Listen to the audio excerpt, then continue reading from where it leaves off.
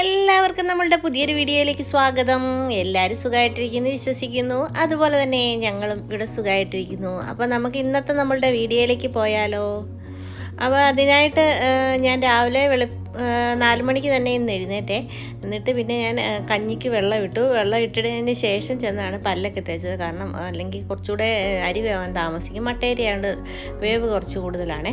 അപ്പോൾ 2-3 ദിവസമായിട്ട് എനിക്ക് അബദ്ധം പറ്റാറുണ്ട്. അതുകൊണ്ട് ഞാൻ നേരത്തെ കഞ്ഞിക്ക് വെള്ളം ഇട്ടു. അതിന് ശേഷം ഞാൻ ചിയാ സീഡ് തലേദിവസം തന്നെ വെള്ളത്തിലിട്ട് കുതിർത്ത് വെച്ചതാണേ. അപ്പോൾ ഇപ്പോൾ 2 ദിവസമായിട്ട് ചിയാ സീഡ് കുടിക്കുന്ന ഒരു ശീലമുണ്ട്. കാരണം വണ്ണമൊന്നും കുറയാനായിട്ട് നല്ലതാണെന്ന് പറഞ്ഞ് വെറും വയറ്റിൽ കഴിച്ചു കഴിഞ്ഞാലായിട്ടെ. അപ്പോൾ അതിനായിട്ട് ഞാനിപ്പം കഴിക്കുന്നുണ്ട്. അപ്പോൾ അത് ചെറിയ ചൂടുവെള്ളത്തിലാണേ കഴിക്കുന്നത്. അപ്പം ഞാൻ കഞ്ഞിക്ക് ഇട്ട വെള്ളത്തിൽ നിന്ന് കുറച്ച് ചൂടുവെള്ളം എടുത്ത് അതിനകത്തിട്ട് ഒഴിച്ചു. അതിന് ശേഷം നമുക്കിതൊന്ന് മിക്സ് ചെയ്ത് കുറച്ച് നേരം വെച്ചിട്ട് ആ ചൂട് ചെറുതായിട്ടൊന്ന് കുടിക്കുന്ന പരുവാകുന്നിടം വരെ ഒന്ന് മാറ്റി വെക്കാം. അതിന് ശേഷം നമുക്കിത് വെറും വയറ്റിലാണ് കുടിക്കേണ്ടത്. നാരങ്ങാനീരും തേനൊക്കെ ഒഴിച്ചാൽ നല്ലതാണെന്ന് പറഞ്ഞു. ചിലപ്പം ഗ്യാസിന് ചിലപ്പം നാരങ്ങാനീര് കുടിച്ച് കഴിഞ്ഞാൽ പിടിക്കത്തില്ലല്ലോ, അസിഡിറ്റി ഉണ്ടാകാൻ ചാൻസ് ഉണ്ട്. അത് കാരണം ഞാൻ ഇതാണ് ഉപയോഗിക്കുന്നത്. ആദ്യം 1 ടീസ്പൂൺ വീതമായിരുന്നു ഇട്ടുകൊണ്ടിരുന്നത്. ഇപ്പം ഞാൻ ഇച്ചിരി കൂട്ടിയെടുത്തിട്ടുണ്ട്. 1 ടേബിൾ സ്പൂണാണ് ഇപ്പോൾ ഇട്ടിരിക്കുന്നത്. അപ്പം 2 ടീസ്പൂണോളം കഴിക്കാം നമുക്ക് ഒരു ദിവസം. അപ്പം ഞാൻ 1 ടീസ്പൂണിൽ നിന്നും 1 ടേബിൾ സ്പൂണിലേക്ക് മാറിയിട്ടുണ്ട്. ഇപ്പം ആദ്യം കഴിച്ച് നോക്കിയതാണ്, വല്ല പ്രശ്നമുണ്ടോ എന്ന്. ഞാൻ 2-3 ദിവസം കുടിച്ചിട്ട് കുഴപ്പമൊന്നുമില്ല. അപ്പോൾ ഇത് കുറച്ച് ദിവസം നമുക്കൊന്ന് കുടിച്ച് നോക്കാം, എന്തെങ്കിലും ചേഞ്ച് ഉണ്ടോയെന്ന് അറിയാമല്ലോ, വെയിറ്റ് കുറയുന്നുണ്ടോയെന്ന് അറിയാമല്ലോ. അപ്പോൾ അതൊന്ന് മിക്സ് ചെയ്ത് വെച്ചതിന് ശേഷം പിന്നെ ഞാൻ അരിയെടുത്ത് കുറച്ച് ചോറ് ഇരിപ്പുണ്ട്. അത് കാരണം ഇത്രയും അരി ഇട്ടാൽ മതി. അതൊന്ന് കഴുകിയെടുത്ത് നമുക്കൊന്ന് അടുപ്പത്തിടാവേ.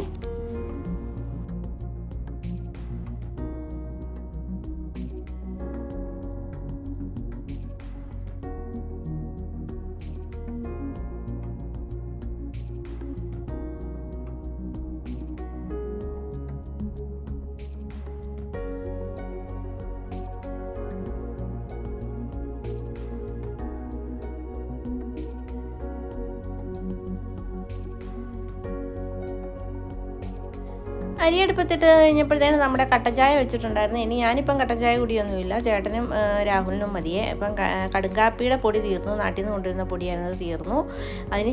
അത് കഴിഞ്ഞിട്ട് ഇപ്പം ഞാൻ കട്ടൻ ചായയാണ് വെക്കുന്നത്. അപ്പോൾ അവർക്ക് 2 പേർക്കുള്ളത് എടുത്ത് വെക്കുവാണ്. അതും കൂടി ഒന്ന് റെഡിയാക്കി വെച്ച് കഴിഞ്ഞ് കഴിഞ്ഞാൽ പിന്നെ നമ്മൾ കറിക്കുള്ള കാര്യങ്ങളൊക്കെ നോക്കണം. അപ്പോൾ 2 കപ്പാളെന്നാണ് ഞാൻ വെച്ചിരിക്കുന്നത്. 2 പേർക്ക് 1 കപ്പ് വീതം കഴിക്കാൻ വേണ്ടിയിട്ടുള്ളത് വെച്ചിട്ടുള്ളത്. അപ്പോൾ നമുക്ക് അതും കൂടി ഒന്ന് എടുത്തിട്ട് വരാം.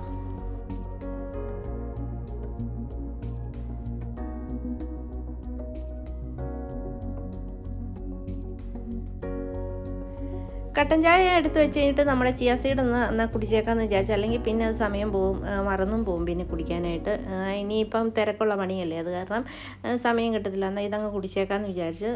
കുടിക്കാൻ കുറച്ചൊരു പാടാണ്, എന്നാൽ ടേസ്റ്റ് വ്യത്യാസമൊന്നുമില്ല. നമുക്കതൊന്ന് ഇറങ്ങിപ്പോകാൻ ഇച്ചിരി ബുദ്ധിമുട്ടാണ്, രാവിലെ വെറും വയറ്റിനും കൂടി ആയതുകൊണ്ടേ. അപ്പോൾ ഇത് പുഡിങ്ങായിട്ട് അതുപോലെ തന്നെ സ്മൂത്തിയൊക്കെ ആയിട്ട് കഴിക്കാനായിട്ട് നല്ലതാണ്. അതിൻ്റെയൊക്കെ റെസിപ്പി നോക്കിയിട്ട് ഇനി അതും കൂടി ഒന്ന് ചെയ്യണമെന്ന് വിചാരിച്ചാണ് ഇരിക്കുന്നത്. തൽക്കാലം നമുക്ക് ഇതൊന്ന് കുടിച്ച് നോക്കാം, എന്തെങ്കിലും ചേഞ്ച് ഉണ്ടെങ്കിൽ മാത്രം മറ്റേതൊക്കെ പരീക്ഷിച്ചാൽ മതിയല്ലോ എന്ന് വിചാരിച്ചാണ് ഇപ്പോൾ ഇങ്ങനെ ചെയ്യുന്നത്. അപ്പം ഞാനിതും കൂടി ഒന്ന് കുടിച്ചിട്ട് വരട്ടെ.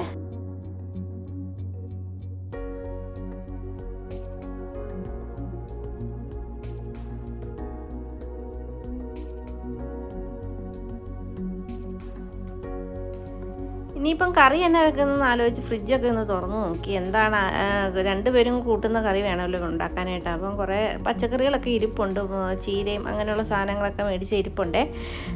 അപ്പോൾ എനിക്കിപ്പം ബ്ലഡ് നോക്കിയപ്പം വിറ്റാമിൻ ഡിയുടെ കുറവുള്ളത് കൊണ്ട് നമുക്കിപ്പം കുറേ പച്ചക്കറികളൊക്കെ കഴിക്കണമെന്ന് പറഞ്ഞു. അത് കാരണം ചീര വാങ്ങിച്ചായിരുന്നു, ചുമലച്ചീരയാണേ. അപ്പോൾ അത് കൊണ്ടൊരു അവിയൽ വെക്കാമെന്ന് വെച്ചു, ചീരവിയൽ വെക്കാമെന്ന് വിചാരിച്ചു. അപ്പോൾ അതൊന്ന് കഴുകിയെടുക്കണം. അപ്പം അതൊന്ന് കഴുകിയെടുത്തിട്ട് പിന്നെ നമുക്ക് ചാറുകറി എന്നേലും വെക്കണം.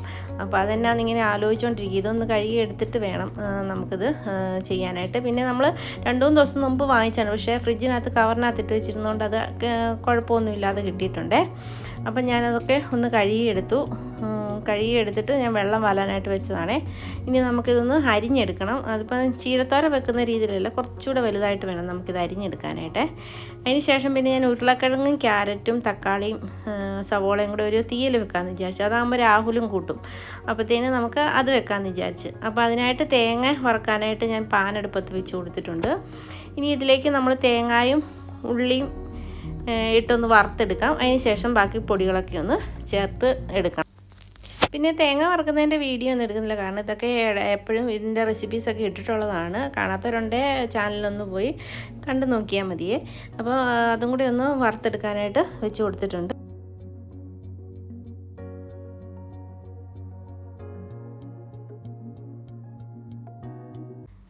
പിന്നെ നമ്മൾ ഉരുളക്കിഴങ്ങും ക്യാരറ്റും സവോളയും 2-3 പച്ചമുളകും കൂടെ അരിഞ്ഞെടുത്തിട്ടുണ്ട്. അത് കഴിഞ്ഞിട്ട് ചീര എടുത്ത് വെച്ചിട്ടുണ്ട്. ഇതും കൂടെ ഒന്ന് അരിഞ്ഞ് വെക്കണം. അപ്പോൾ ചീര അവിയലാണ് നമ്മൾ വെക്കാൻ പോകുന്നത്.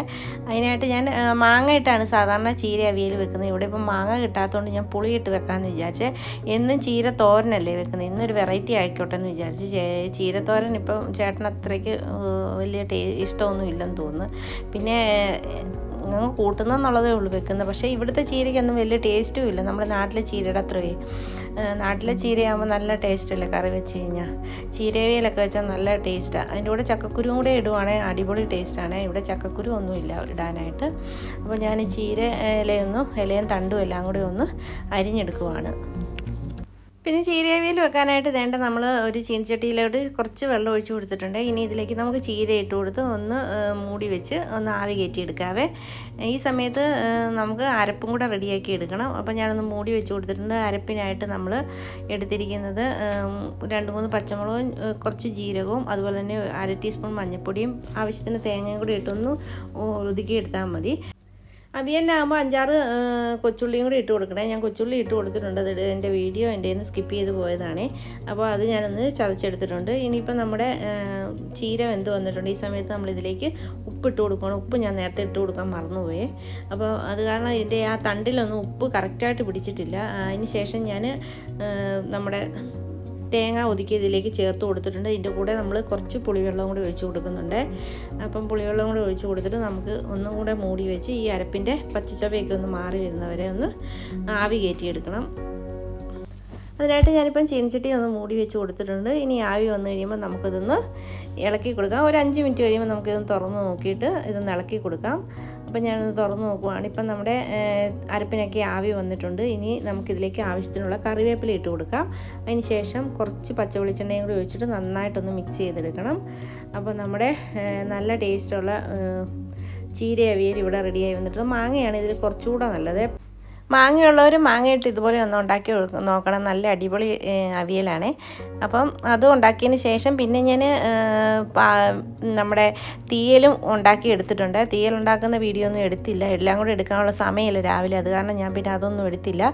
അതിൻ്റെയൊക്കെ വീഡിയോ ഞാൻ കുറേ പ്രാവശ്യം ഇട്ടിട്ടുള്ളതാണ്. അത് കാരണം ഞാൻ അതൊന്നും എടുത്തില്ല. അത് കഴിഞ്ഞിട്ട് പിന്നെ നമ്മൾ ചിക്കൻ ഉണ്ടായിരുന്നു, അത് പുരട്ടി വെച്ച് അത് വറുത്തു. പിന്നെ പാത്രങ്ങളൊക്കെ കഴുകാനുണ്ടായിരുന്നു, അതെല്ലാം കഴുകി നമ്മൾ തീയൽ വെച്ചതിൻ്റെ ബാക്കി ഇരുന്നതിൻ്റെ വീഡിയോ ആണ് ഞാൻ എടുത്തത്. അതൊക്കെ വീഡിയോ എടുക്കാനായിട്ട് വിട്ടുപോയതാണ്. അതിന് ശേഷം ഉച്ച കഴിഞ്ഞ് നമ്മൾ ചോല ഭട്ടൂര ഉണ്ടാക്കാമെന്നും പറഞ്ഞ് ചേട്ടന് ഈ നോർത്ത് ഇന്ത്യൻ ഫുഡിനോട് ഭയങ്കര ഇഷ്ടമാണ്. ശരിയാവുമെന്നൊന്നും അറിയത്തില്ല. ഞാനൊന്ന് ട്രൈ ചെയ്ത് നോക്കാമെന്ന് വിചാരിച്ചിട്ട് ഉണ്ടാക്കുവാണേ. അപ്പോൾ ആദ്യം കടല വെള്ളത്തിലിട്ട് അതിന് ശേഷം അത് കുതിർന്നപ്പോൾ ഉപ്പ് ഇട്ട് നമ്മൾ അടുപ്പത്ത് വെച്ചിട്ടുണ്ട്. വിസിലടിച്ച് ഒരു 5-6 വിസിലടിച്ച് കഴിയുമ്പോൾ മാറ്റാം. അത് കഴിഞ്ഞിട്ട് പിന്നെ ഒരു പാത്രത്തിലേക്ക് കുറച്ച് റവ എടുത്തിട്ട് ഒരു 1.5 ടീസ്പൂണോളം റവ എടുത്തിട്ടുണ്ട്. അതിനകത്തോട്ട് കുറച്ച് വെള്ളം ഒഴിച്ച് വെച്ചിട്ടുണ്ട്. ഇനി മാവ് റെഡിയാക്കാനായിട്ട് 1.25 കപ്പോളം മൈദയാണ് എടുത്തിരിക്കുന്നത്. അളവൊന്നും കറക്റ്റൊന്നും അല്ല കേട്ടോ. ഞാൻ പിന്നെ ഒന്ന് പറയുന്നെന്നുള്ളതേ ഉള്ളൂ. ഇത് റെഡിയാവുമെന്നും എനിക്കറിയത്തില്ല. ഒന്ന് ട്രൈ ചെയ്ത് നോക്കുവാണേ. അപ്പം ഞാനിത് ഇട്ട് കൊടുത്തിട്ടുണ്ട്. അതിന് ശേഷം നമ്മൾ ഇതിലേക്ക് ഉപ്പുപൊടി ഇട്ട് കൊടുക്കുന്നുണ്ട്. 1/2 ടീസ്പൂണോളം ഉപ്പുപൊടി ഇതിലേക്ക് ഇട്ട് കൊടുക്കുന്നുണ്ട്. അത് കഴിഞ്ഞിട്ട് പിന്നെ നമ്മൾ ചേർത്ത് കൊടുക്കുന്നത് ബേക്കിംഗ് സോഡയാണ്. ഒരു ടീസ്പൂണോളം ഒരു 3/4 ടീസ്പൂണോളം ഉള്ളതെന്ന് തോന്നുന്നു. കണക്ക് കറക്റ്റായിട്ട് എനിക്കറിയത്തില്ല. ചെറിയ സ്പൂണിനാണ് ഇട്ട് കൊടുത്തത്. അത് കഴിഞ്ഞിട്ട് നമ്മൾ ഒരു ടേബിൾ സ്പൂൺ നിറച്ച് തൈരും നമ്മൾ എടുത്ത് വെച്ചിരിക്കുന്ന റവയും കൂടെ ഇതിലേക്ക് ചേർത്ത് കൊടുത്ത് നന്നായിട്ടൊന്ന് കുഴയ്ക്കുവാണേ. കുഴച്ച് വന്നപ്പോൾ ഇടയ്ക്ക് ഇച്ചിരി വെള്ളം കൂടിപ്പോയായിരുന്നു. ഞാൻ പിന്നെ രണ്ടാമത് മൈദയൊക്കെ ഇട്ട് അഡ്ജസ്റ്റ് ചെയ്തെടുത്തതാണ്. അത് കഴിഞ്ഞിട്ട് പിന്നെ അതിലേക്ക് ഓയിലും കൂടെ ഇട്ട് പിന്നെ ഒന്നുകൂടെ ഒന്ന് കുഴച്ചെടുക്കുവാണേ. ഇപ്പം നമ്മുടെ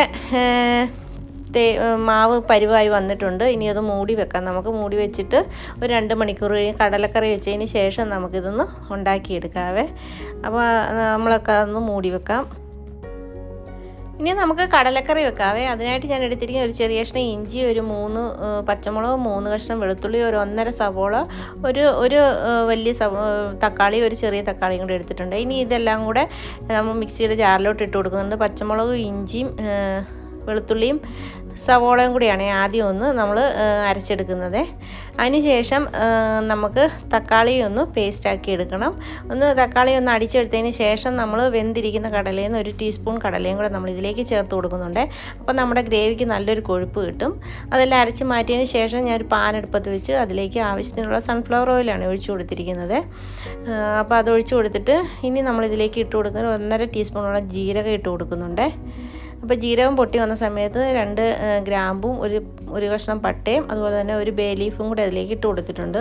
ഇതെല്ലാം ഒന്ന് മൂത്ത് വരുന്ന സമയത്ത് നമുക്കിതിലേക്ക് ചേർത്ത് കൊടുക്കേണ്ടത് നമ്മൾ അരച്ച് വെച്ചിരിക്കുന്ന നമ്മുടെ ഇഞ്ചിയും സവോള എല്ലാം കൂടെ ആദ്യം അരച്ചിരിക്കുന്ന പേസ്റ്റ് നമുക്ക് ഇതിലേക്ക് ചേർത്ത് കൊടുക്കാം.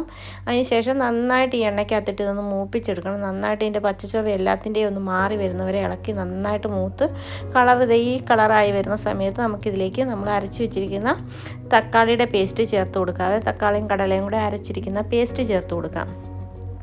അതുകൂടെ ചേർത്ത് കൊടുത്ത് നന്നായിട്ടൊന്ന് മിക്സ് ചെയ്തെടുത്തിട്ട് മിക്സിയുടെ ജാറ് കഴുകി ആ വെള്ളവും കൂടി ഒഴിച്ച് കൊടുത്തിട്ട് നന്നായിട്ട് മിക്സ് ചെയ്യുന്നുണ്ട്. ഇനി ഇതിലേക്ക് നമ്മൾ പൊടികളൊക്കെ ചേർത്ത് കൊടുക്കുവാണേ. അപ്പം മഞ്ഞൾപ്പൊടി ഒരു 1/2 ടീസ്പൂൺ ചേർത്ത് കൊടുക്കുന്നുണ്ട്. ഇനി ഇതിലേക്ക് നമുക്ക് 1 ടീസ്പൂണോളം എരിവുള്ള മുളക് പൊടിയാണ് ചേർത്ത് കൊടുത്തിരിക്കുന്നത്. ഇനി നമുക്കിതിലേക്ക് 1 ടീസ്പൂണോളം മല്ലിപ്പൊടിയും കൂടെ ചേർത്ത് കൊടുക്കാം. മല്ലിപ്പൊടിയും കൂടെ ചേർത്ത് കൊടുത്തിട്ട് പിന്നെ നമ്മൾ ഈ ചോലയുടെ കറി വെക്കുന്ന അതിൻ്റെ മസാലപ്പൊടി മേടിച്ചിട്ടുണ്ടായിരുന്നു. അതൊരു ടേബിൾ സ്പൂൺ നിറച്ച് ചേർത്ത് കൊടുത്തിട്ടുണ്ട്. അതും കൂടെ ചേർത്ത് കൊടുത്ത് നന്നായിട്ടൊന്ന് മിക്സ് ചെയ്തെടുക്കാം. ഇനി ഇതിലേക്ക് നമുക്ക് ചേർത്ത് കൊടുക്കേണ്ടത് കസൂരി മേത്തിയാണേ. അതുണ്ടെങ്കിൽ കുറച്ച് ഇട്ട് കൊടുക്കണം. അപ്പോൾ അതിട്ട് കഴിയുമ്പോൾ നമ്മുടെ ഈ കറിക്ക് നല്ലൊരു ഫ്ലേവറാണേ. പിന്നെ നമ്മൾ ഇതിലേക്ക് ഒരു നുള്ളു കായപ്പൊടിയും കൂടെ ചേർത്ത് കൊടുക്കുന്നുണ്ട്. അതും കൂടെ ഇട്ട് കൊടുത്തിട്ട് നന്നായിട്ടൊന്ന് മിക്സ് ചെയ്യാം. മിക്സ് ചെയ്തതിന് ശേഷം നമുക്ക് ഇത് മൂടി വെച്ച് ഈ അരപ്പൊക്കെ ഒന്ന് വെന്ത് വരാനായിട്ടൊന്ന് മൂടി വെച്ച് കൊടുക്കാം. ഒരു 5 മിനിറ്റിന് ശേഷം നമുക്കിത് തുറന്ന് നോക്കാം. തുറന്ന് നോക്കിയപ്പോൾ നമ്മുടെ അരപ്പിനകത്ത് എണ്ണയൊക്കെ തെളിഞ്ഞ് വന്നിട്ടുണ്ട്. ഈ സമയത്ത് നമുക്കിതിലേക്ക് നമ്മൾ വേവിച്ച് വെച്ചിരിക്കുന്ന കടല ചേർത്ത് കൊടുക്കാം. കടല ചേർത്ത് കൊടുത്ത് നന്നായിട്ട് ഇളക്കി മിക്സ് ചെയ്തിട്ട് ഇതിൻ്റെ ഉപ്പ് ഒക്കെ ഒന്ന് നോക്കണം. അപ്പോൾ നന്നായിട്ടൊന്ന് മിക്സ് ചെയ്ത് കൊടുക്കുവാണ്. വെള്ളം കുറവാണെങ്കിൽ ഈ സമയത്ത് നമുക്ക് ചേർത്തെടുക്കാം. ഇപ്പോൾ ഇതിനകത്തേക്ക് ആവശ്യത്തിനുള്ള വെള്ളമുണ്ട്, അതുകൊണ്ട് ചേർത്തൊന്നും കൊടുക്കുന്നില്ല. ഇനി ഇതിൻ്റെ ഉപ്പൊക്കെ നോക്കിയപ്പോൾ ഉപ്പ് കുറവുണ്ട്, കുറച്ച് ഉപ്പിട്ട് കൊടുക്കുന്നുണ്ട്. അതും കൂടി ഇട്ട് കൊടുത്ത് നന്നായിട്ടൊന്ന് മിക്സ് ചെയ്തെടുക്കാം. ഇപ്പം നമ്മുടെ കറി ഏകദേശം ഒന്നായി വന്നിട്ടുണ്ട്. ഇനി ഇത് മൂടി വെച്ചൊന്ന് നന്നായിട്ടൊന്ന് തിളപ്പിച്ചെടുക്കണം. ഇതിൻ്റെ ഈ ഗ്രേവിയിൽ കടലയിൽ ഈ ഗ്രേവിയുടെ എല്ലാം പിടിക്കുന്ന രീതിയിലൊന്ന് വേവിച്ചെടുക്കണം. ഇതിപ്പോൾ നമ്മുടെ കറിയൊക്കെ പറ്റി എണ്ണയൊക്കെ തെളിഞ്ഞ് വന്നിട്ടുണ്ട്. അതിനകത്ത് കിടന്ന പട്ടയൊക്കെ എടുത്ത് ഞാൻ മാറ്റിക്കളയുവാണ്. അതിന് ശേഷം നമ്മളിനി തീ ഓഫാക്കി കഴിഞ്ഞിട്ട് നമ്മളിതിലേക്ക് മല്ലിയിലയാണ് ചേർത്ത് കൊടുത്തിരിക്കുന്നത്. ചെറുതായിട്ട് അരിഞ്ഞ മല്ലിയിലയും കൂടെ ചേർത്ത് കൊടുത്തിട്ടുണ്ട്. അതും കൂടെ ചേർത്ത് കൊടുത്തു കഴിഞ്ഞിട്ട് പിന്നെ നമുക്കിനി ഒരു കാര്യം കൂടെ ചെയ്യണം. ഒരു പാനിനകത്തോട്ട് കുറച്ച് നെയ്യ് ഒഴിച്ചിട്ട് ഇനി നമ്മൾ നെയ്യ് നന്നായിട്ട് ചൂടായി വന്നതിന് ശേഷം നമ്മളിതിലേക്ക് ഒരു 3 പച്ചമുളകും നീളത്തിലരിഞ്ഞ ചെറിയ കഷ്ണം ഇഞ്ചിയും ഇതിലേക്ക് ചേർത്ത് കൊടുത്തിട്ട് നമുക്കിത് നമ്മുടെ കറിയിലേക്ക് ഒന്ന് ഒഴിച്ചു കൊടുക്കാം. അപ്പോൾ നമ്മുടെ കറിക്ക് നല്ലൊരു ടേസ്റ്റും നല്ലൊരു ഫ്ലേവറും ആണേ. അപ്പോൾ അതും കൂടെ ഞാനൊന്ന് ചെയ്ത് എടുക്കുന്നുണ്ട്. ഇപ്പം നമ്മളുടെ കറി ഇവിടെ റെഡിയായി വന്നിട്ടുണ്ട്. അപ്പം കറി നല്ല അടിപൊളി കറിയാണ്, നല്ല ടേസ്റ്റാണ്. കൂട്ടാനൊക്കെ ഞാൻ കൂട്ടി നോക്കിയപ്പോൾ നല്ല ടേസ്റ്റാണ്. അപ്പം കറി നല്ല അടിപൊളിയായിട്ട് കിട്ടിയിട്ടുണ്ട്. ഇനിയിപ്പോൾ നമ്മളുടെ ബട്ടൂര എങ്ങനെയാണെന്നൊന്നും അറിയത്തില്ല, അത് ഏത് രീതിയിൽ കിട്ടുമെന്നൊന്നും അറിയത്തില്ല. നമുക്കൊന്ന് ട്രൈ ചെയ്ത് നോക്കാം.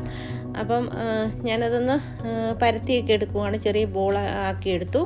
അതിന് ശേഷം ഞാനൊന്ന് പരത്തി എടുക്കുവാണ്. പരത്തി എടുത്തപ്പോഴത്തേന് ഇവത്തെ പിടിക്കുന്നുണ്ട്. അപ്പോൾ ഞാൻ ഇച്ചിരി പൊടിയൊക്കെ ഇട്ട് കൊടുക്കുന്നുണ്ട്. പൊടിയൊക്കെ ഇട്ടാണ് ഒന്ന് പരത്തി എടുക്കുന്നത്.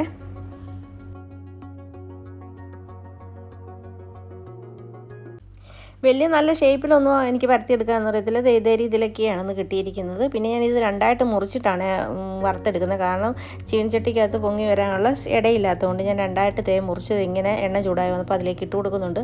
ചിലതൊക്കെ നന്നായിട്ട് പൊങ്ങി വന്നു, ചിലതൊക്കെ ഫ്ലോപ്പായിപ്പോയി. കുറേ എണ്ണയൊക്കെ പൊങ്ങാതെയൊക്കെ പോയി, എന്താണെന്നൊന്നും അറിയത്തില്ല. എന്നാലും നല്ല ടേസ്റ്റുള്ള ഭട്ടൂരയായിരുന്നു. നല്ല മയവും ഉണ്ടായിരുന്നു കഴിക്കാനായിട്ട്. ചേട്ടനും രാഹുലിനും ഒക്കെ നല്ല ഇഷ്ടമായിട്ടുണ്ട് കറി ഈ ഭട്ടൂരയൊക്കെ. പിന്നെ പൊങ്ങി വന്നില്ലെന്നുള്ളൊരു കാര്യങ്ങൾ മാത്രമേ ഉള്ളൂ. ചിലതൊക്കെ പൊങ്ങി വന്നു, ചിലതൊന്നും പൊങ്ങി വന്നില്ല. അപ്പോൾ എപ്പോഴും ഉണ്ടാക്കുമ്പോഴത്തേന് പൂരിയൊക്കെ ആണെങ്കിൽ ചില ദിവസങ്ങളിലൊക്കെ ശരിയാവും, ചില ദിവസങ്ങളിലൊന്നും ശരിയാകത്തില്ല. അതുപോലെ തന്നെയാണ് ഇതുണ്ടാക്കി നോക്കിയിട്ടും. ഇനി ഒന്നുകൂടി ഒന്ന് ട്രൈ ചെയ്ത് നോക്കണം, എപ്പോഴെങ്കിലും ശരിയാവുമായിരിക്കും എന്ന രീതിയിൽ.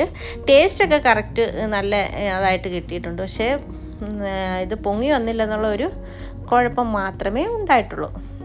ഇപ്പം ഫ്ലോപ്പായി പോയെന്നും പറയാൻ പറ്റത്തില്ല, എന്നാൽ നന്നായെന്നും പറയാൻ പറ്റത്തില്ല. ടേസ്റ്റൊക്കെ അടിപൊളിയായിരുന്നു. അപ്പം എല്ലാവരും വൈകിട്ട് ഡിന്നറിന് അതാണ് കഴിച്ചത്. അടിപൊളി ഡിന്നറായിരുന്നു. അപ്പം വീഡിയോ ഇഷ്ടപ്പെട്ടാൽ ലൈക്ക് ചെയ്യാനും ഷെയർ ചെയ്യാനും സബ്സ്ക്രൈബ് ചെയ്യാനും മറന്നു പോരുത്. അതുപോലെ തന്നെ സബ്സ്ക്രൈബ് ചെയ്യാതെ ആരെങ്കിലും കാണുന്നുണ്ടെങ്കിൽ പ്ലീസ് ഒന്ന് സബ്സ്ക്രൈബ് ചെയ്ത് സപ്പോർട്ട് ചെയ്യണേ. ഇതുപോലുള്ള ചെറിയ ചെറിയ കുക്കിംഗ് വീഡിയോസും വ്ളോഗ്സും ഒക്കെ ആയിട്ട് വരുന്നവരെ എല്ലാവർക്കും താങ്ക് യു.